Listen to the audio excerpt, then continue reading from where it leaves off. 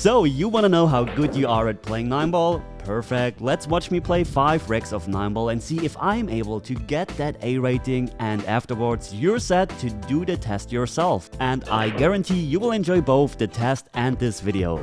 I made 2 balls on the break, that means I already have 2 points in this rack. If I don't take ball in hand, I get 1 extra point, so this means per rack you can make a total of 10 points. And if you run the whole table, you actually double your points, so per rack you can make a maximum of 20 points. However, there is one really important twist for this game that will come up in one of the other racks. You can see I took ball in hand because I wanna give myself a chance to make as many balls as possible. This means 9 balls are possible, and if I run the whole rack I can double my points, so I can make 18 points in this rack.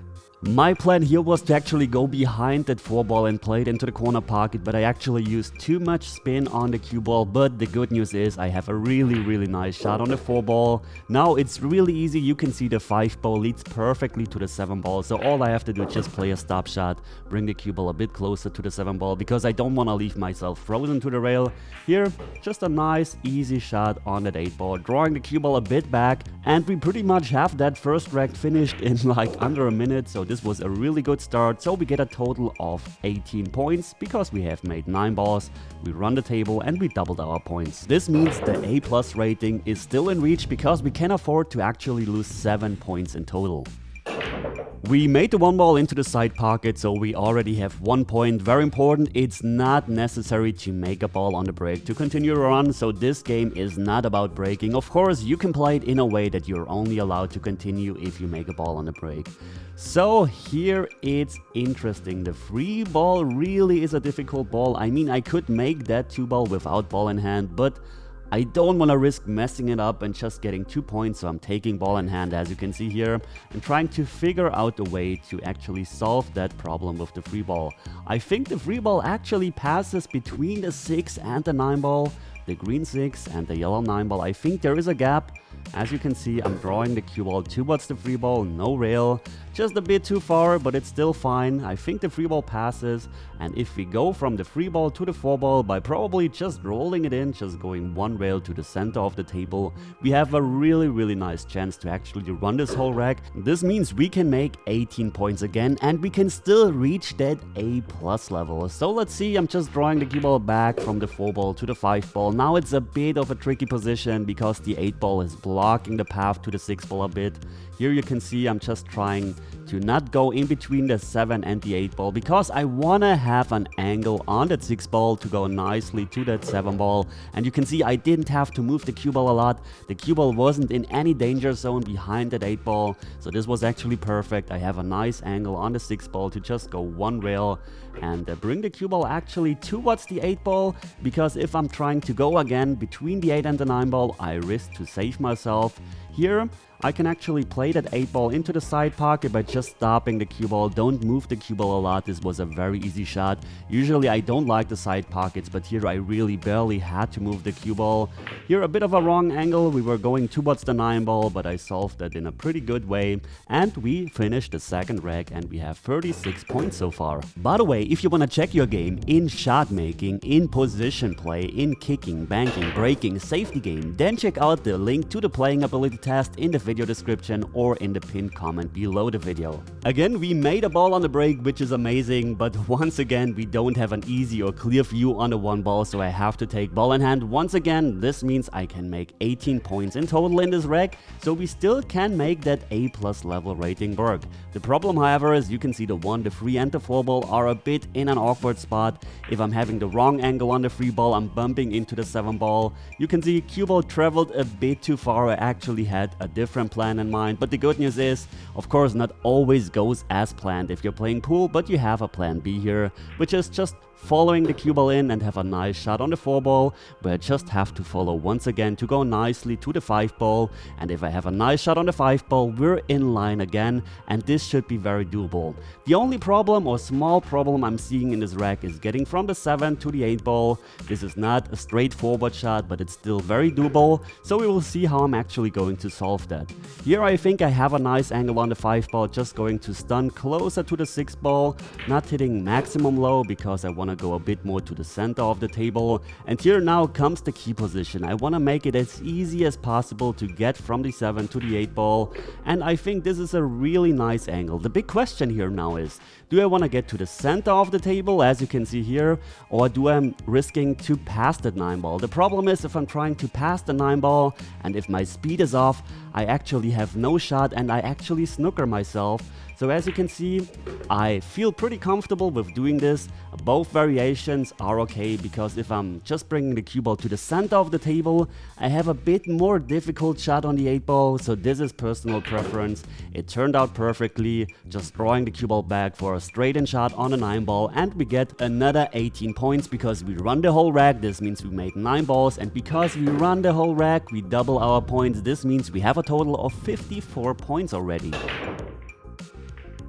This time it looks like we didn't make a ball on the break, but it doesn't matter. This game is not about breaking, it's just about being able to run the table. And here actually comes the twist that I was talking about. I know not every one of you is able to run 9 balls in a row consistently, so you actually have the option to remove balls from the table and take those balls out of the rating. So you can see here, the 8 ball is in a really tricky position because the 9 ball is blocking, and from the 7 to the 8 ball is not that easy, so I could actually remove that 8 ball. And you can also see that 4 ball is blocked by the green 6 ball, so I could either remove that 4 ball or that 6 ball. You can see 4 ball is gone. Now I'm thinking about the 8 ball. Am I actually able to get easily from the 7 to the 8 ball?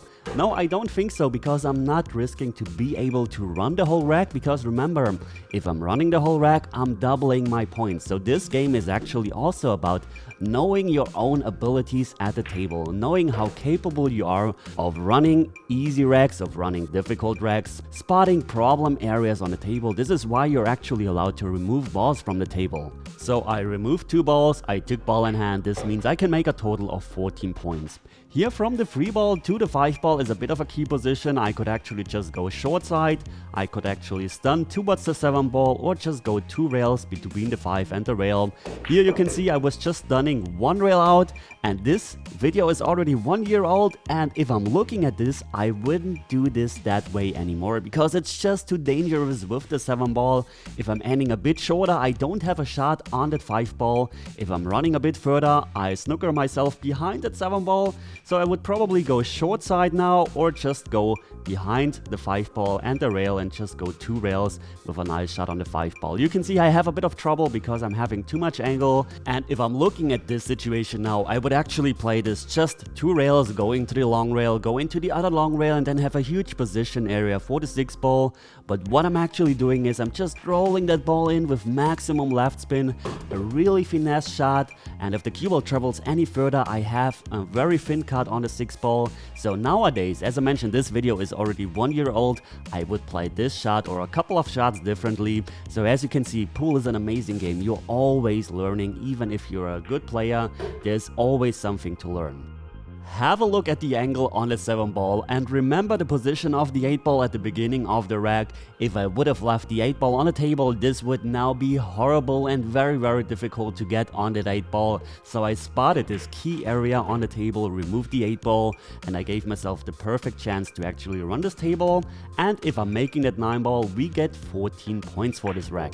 So in the very last rack, I need at least 17 points to get that A rating. The A+ rating is not available anymore. Have a look at the cue ball and the 1 ball. Now for the very first time, we have a shot on the 1 ball. I mean, of course, I could take ball in hand and make it still a bit easier, but I'm trying to get the best possible score in this game, so I'm not taking ball in hand. But it's a bit risky actually. You can see I could perhaps remove that 3 ball, because if I'm going around the 7 ball 2 rails, then the 3 ball is blocking the path to the 2 ball. But I'm just trying to make a real break and run for you guys here, so I'm not taking ball in hand and I'm not removing any ball from the table. You can see I'm very careful. I don't want to overrun the position because, as I mentioned, the 3 ball is dangerous. Still get a bit too short, so I have a bit of a tricky shot on the 2 ball. Trying to go around the 3 ball, play this 3 ball into the same pocket.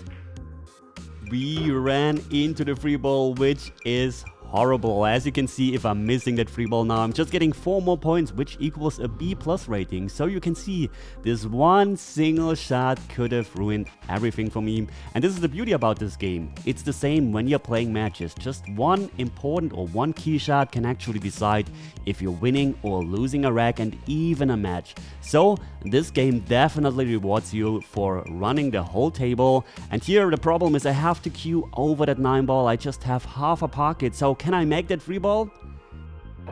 Yes, I had a nice pocket and I'm still in line again. So this was a really important shot. Now just trying to complete the whole rack. I'm probably just going a bit forward from the 4 ball to the 6 ball to not have too much angle. You can see this is a stun run through, just move the cue ball a tiny bit forwards. Now I actually have to be a bit careful with that 9 ball because I don't want to snooker myself.